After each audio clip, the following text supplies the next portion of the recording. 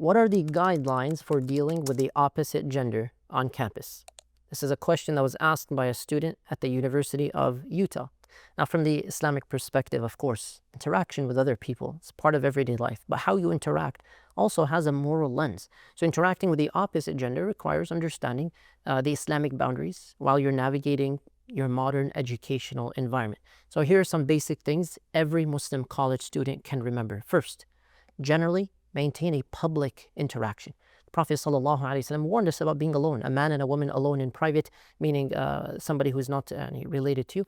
Keep those conversations open, public. If you're not hiding anything, you're not worried about the moral lens, you wouldn't mind that this is in a visible space like your classroom setting, as an example.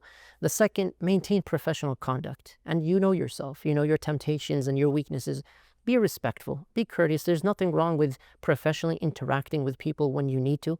As a Muslim in many Western countries where you're a minority and this is a very common experience, but generally try to avoid making it overly friendly.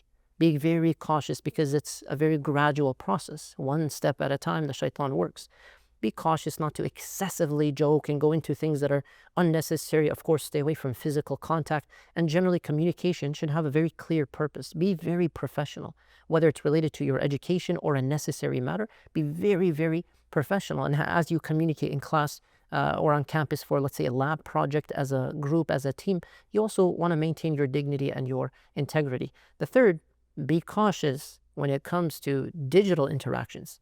Whether it's private messages, DMs, social media, online conversations in any platform, you have to be really, really cautious. Just imagine every message you send, the entire world can see. Allah subhanahu wa ta'ala sees. The angels are seeing. Be very, very cautious. It's one step at a time. And lastly, remember your purpose. You're there on campus to learn, to grow as a human being. Yes, you'll interact with other people. Represent Islam in the best way possible. You might be the only Muslim that student has met.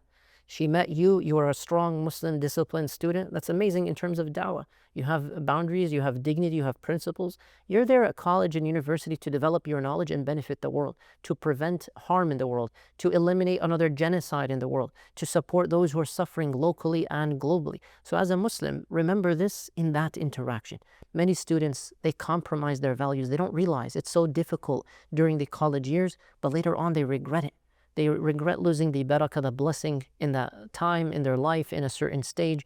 So remember that your choices now will impact your future, including the spouse that Allah subhanahu wa ta'ala might bring into your life. Make good choices during your college years. You will appreciate later. May Allah subhanahu wa ta'ala protect you and guide you to that which is best. Allahumma ameen.